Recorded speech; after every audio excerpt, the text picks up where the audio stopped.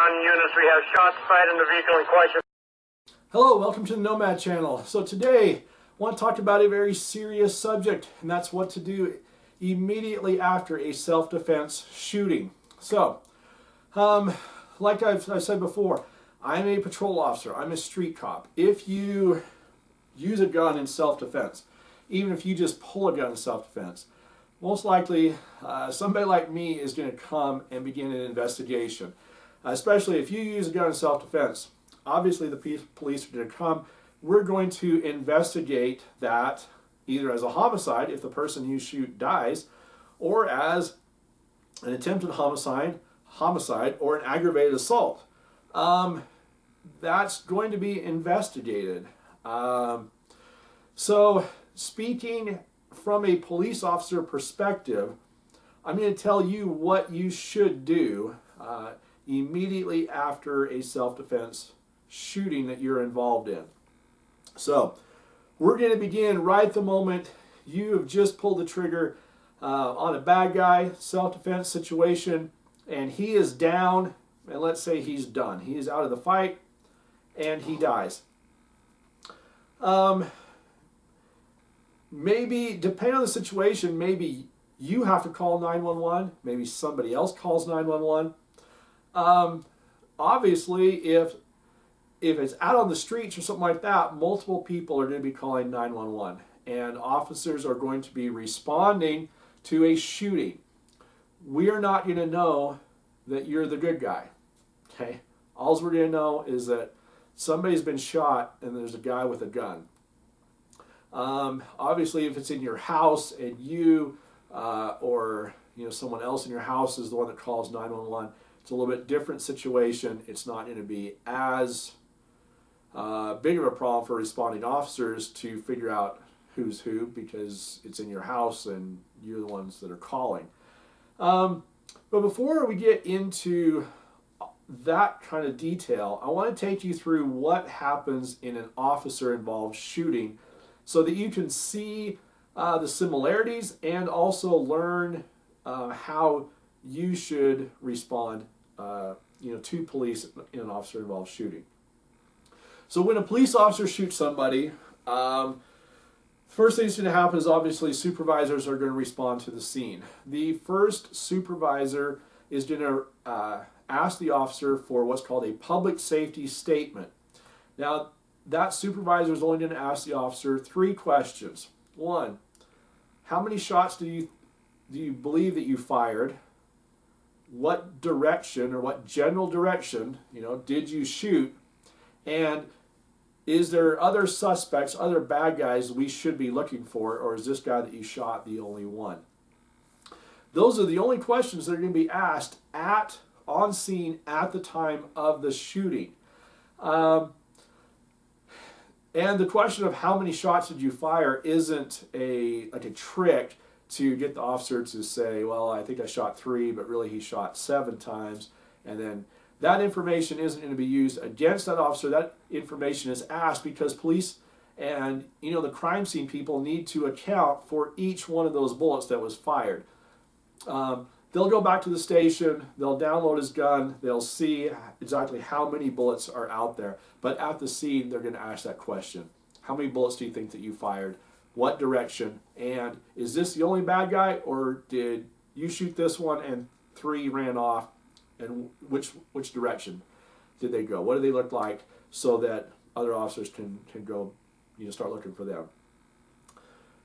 Then that officer is going to be given at least 2 sleep cycles. You think of that of so it's basically 2 to 3 days before he or she is interviewed and questioned about the incident. And that is so that the officer's memory will come back to almost 100% of that he or she will be able to recall almost 100% of what actually happened. And this hasn't always happened. This is actually something new, because they used to grill the officer right then and there. Take him back to the station. They had to write their statement. They had to be interviewed. And the reality is the human mind simply will not retain, will not be able to remember all of that information that happened in a split-second life or death situation within a few hours after the event. And that's why we say it takes 2 sleep cycles, 2 to 3 days, to get most of the memory back of what they experienced. So that's what happens with a police officer.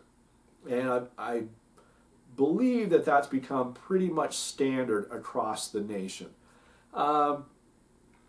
If not, if that's not the case that where you're at, that's bad news, because traumatic events like that, a human being simply will not recall all of the details, hours afterwards. There will be big memory gaps. There will be chunks that are just completely missing. There will be things that they think they remembered that didn't happen the way they remembered. And it takes that 2 to 3 days for the brain to put all that together in a way that makes sense to really remember what really happened. So now you know that's what happens in a police officer involved shooting. You need to follow that same type of a protocol. So you've just shot someone, police are responding, especially out on the streets, out somewhere public. When the police arrive, you don't want to have a gun in your hand. Reholster it, set it down, and when they arrive, follow their commands exactly with precision. Most likely you are going to get handcuffed and put in the back of a car. It's nothing against you. It's because we as police don't know who you are when we roll up. And the easiest way to make that scene secure for us and everybody is put you in handcuffs, separate you from your weapon, put you in handcuffs, put you in a car, figure out who's who, then, by all means, the handcuffs can come off, things can change, but be prepared for that to happen. Here's the thing, you are a good person. You've just use deadly force to protect yourself from a bad person. There's a very good chance that when the police arrive, you're going to feel some sense of relief because you're a good guy, the police are good guys, and you're going to kind of feel that they're on your side, that they're on your team, and you're going to be glad that they're there because now they can come and take care of this. You need to understand, as police officers, we're not on your side. We're not on your team. We're there to do an investigation. And so we have to be very,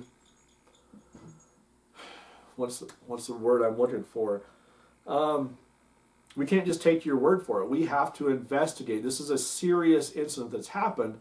The most serious thing you can do in life is shoot another person. And society demands a full and complete investigation of that. And that's what the police are there to do, is a complete and thorough investigation of what happened. And so don't just start talking to the officers because you're nervous and you want to tell your story and make sure that they understand you're the good guy in this situation. Because you just went through the most traumatic, serious event you can in life, and your memory of it isn't going to be 100%. And you are likely to say something that either doesn't come out right, say something that didn't happen the way you remember it, and that's not what you want going into that investigation. You need to follow the same procedures that I just told you is followed in an officer-involved shooting. When the police come, obey their commands, but when they say to you, now, if they read you your rights, say, I'm not going to talk to you now, and then shut up. If you're not detained, but they're like, okay, tell us what happened, then you did tell them 3 things. You're going to make your own public safety statement. You're going to say, I believe I fired this many shots. I fired them in that general direction, and that guy is the only bad guy. Or maybe there was that guy that's laying over there, and then one other guy ran off that way. And then that's it. Shut your mouth. You're done. You are in no condition to be making statements, writing statements, or talking about what you just experienced. Shut your mouth. Now, that may sound weird, as me coming from a police officer telling you to do that. But it's for your own safety and protection. And it's not that the police are bad guys, it's that what you tell them, though, goes into their investigation. So if you tell them some crazy, wacky thing, because your mind is all this mess, which it will be afterwards. Believe me, I've experienced, high-stress traumatic events, and afterwards, it's not exactly the way I remember it, or things that were said or done. I remember it in a different way. Now, 2 to 3 days later, I'm calmed down, my brain's put that back together, I can remember things the way that they happened. And there's not gaps in my memory. That's just part of being human. So, shut your mouth, just tell them that basic safety information that helps them. Obviously if there's another bad guy in the loose, they need to know that. But don't tell them anything else. Just tell them up front, I acted in self-defense. I'm going to help you in this investigation. But right now, I believe I fired this many rounds, fired them in this direction, and this is who you should be looking for. Or that guy over there is the only one that was involved. He's the only bad guy. Other than that, don't say anything.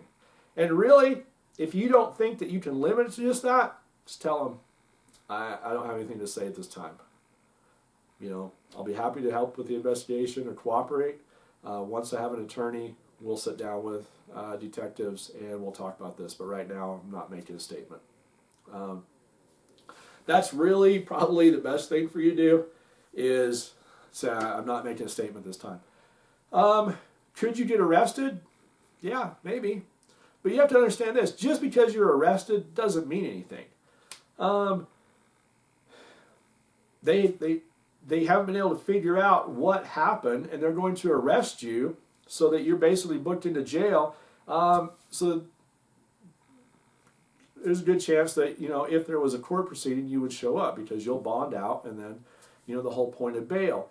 But obviously, I see a lot of these videos, and a lot of it is, Second Amendment stuff, which I'm a huge supporter of the Second Amendment. But they say, oh, this guy got arrested, and he was just acting in self-defense.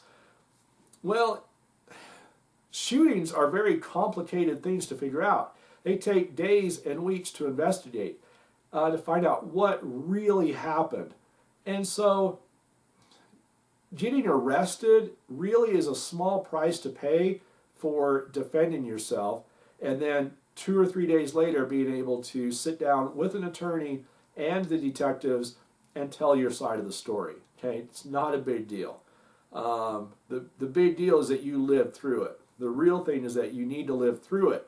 But don't live through it and then say something stupid to the responding officers because you think that they're there to help you, or that they're there because you're a good guy and they're a good guy, that they're on your side. They can't be on your side. Even no matter how bad that dirtbag over there is that attacked you, they have to come into it with a balanced, non-biased approach to investigate what really happened. They're not your friends. I'm not there, if I respond to your shooting, I'm not there to be your buddy. I'm not there to be your counselor or give you therapy on the emotions that you're feeling. I'm there to investigate you shooting somebody else, and was it justified? What were the... And I won't even determine if it's justified. The district attorney's going to determine if it's justified. We're just going to collect all the facts, all the information, and it's going to be turned over to the district attorney. And they will be the ones who decide whether it was justified or if they're going to prosecute you for a crime. And so it's a very, very serious... Like I said, that's the most serious, significant thing you can do in life is shoot another person. Here in the United States, I mean, I guess, in the military, things like that, it's not investigated near as much as it is here. But here on the streets of America, if you shoot another person, that's the most significant, serious thing you can do, and it's going to be thoroughly investigated. And you need to understand your rights, and you need to understand when to talk to the police and when not to. And the minutes after it happened is not the time to talk to police and tell your side of the story. And so as weird as it sounds to be coming from a police officer, and I think police officers should understand that because, like I said, it's the same protocol that we use. Now, why aren't we arrested when we shoot somebody? And maybe you might be. Well, it's because as police officers, we have the city or the county we work for behind us, and they're very confident, probably 90%, 99% confident, that we're not going to flee the state after a shooting. They know who we are, they know our identity, they know where we live. And so that's why an officer isn't arrested after a shooting, where a citizen might be because they don't know who you are, they don't know if you're a flight risk, they don't know anything about you. And so booking you into jail, again, it's nothing against you, it's just a way to ensure that you cooperate with the process, with the investigation. And so, yeah, it sucks. I would never want to be booked into jail. No good person ever wants to be booked into jail. But it's not, you can't take it personal. It's not something against you. It's part of the legal process of determining, exactly who you are, what happened, and ensuring that you're going to cooperate with the investigation or be around to do that. And so, again, I try to give you reality here. I think a lot of the stuff that we see and hear out there is just not true, or it's kind of this agenda. There's people that have this agenda out there to push one side or the other. I don't have an agenda. Well, I guess I do. My agenda is to help this country be safer, help you and your family be safer, and to do it the right way, and so that you don't get into trouble defending yourself or your family from some dirtbag. And unfortunately, good people end up on the wrong side of the law because they don't understand what to do and what not to do after the shooting. And I mean, that's as important as knowing what to do in that shooting situation. You need to understand that, but you need to understand what happens afterwards. And here's the problem. You probably have gone to a concealed weapon class or some type of a self-defense class or a firearms class, and the instructor said, oh, when the police come, just tell them, I feared for my life because he was doing this, and I feared for my life, so I shot. Hey, guess what? That's not going to cut it. In the real world, saying I feared for my life, it doesn't cut it. That doesn't, a lot of these, firearms instructors and concealed carry instructors out there are telling you to say that like it's this magic phrase that makes the police and the district attorney and everybody just go away, that you just get to say, oh, I feared for my life, and that's the end of it. No, it's not. And anybody that's saying that is because they don't have any experience in the real world. And that's a whole different topic for another day. But you can't just say, I feared for my life, and I put bullets into this person, and now he's dead, and the whole investigation just goes away because you said the magic phrase, I feared for my life. That doesn't cut it. We're going to investigate what happened to see if it was reasonable for you to fear for your life or not. And I'll tell you, as a police officer, I've run into concealed carry holders who pull their gun or they display their gun when they never should have, and they end up getting charged, or they're right on the line of crossing over and breaking the law because, yeah, they were afraid, but they shouldn't have been afraid. They shouldn't have feared for their life because a guy is standing there yelling at them. The other day I was on a call, and this moron has a concealed weapon permit. Well, he pulled his gun. He's involved in a verbal argument with another guy. But the guy's not approaching him. He's not saying, oh, I'm going to come over there and bash your brains in. They're just going back and forth at each other, arguing. Well, the concealed carry guy, he at some point becomes afraid, and he pulls his gun out, and he doesn't point it at the other guy, but he goes, I have a gun and I will use it. I'm not afraid to use it. Well, he wasn't justified in pulling his gun out. It's a verbal argument. You might be afraid. Most people a confrontation with another adult human being doesn't happen very often, and you will be afraid, but it's not reasonable to pull your gun out and even display it and threaten to use it. Say, I have a gun, it's right here, I will use it because you're scaring me. Now, if he would have shot him and he said, well, I feared for my life. Well, why'd you fear for your life? Well, he was yelling at me and he was calling me mean names. That's not reasonable. And you will get tried and you most likely get convicted on something like that. And so you need to be very careful of your actions.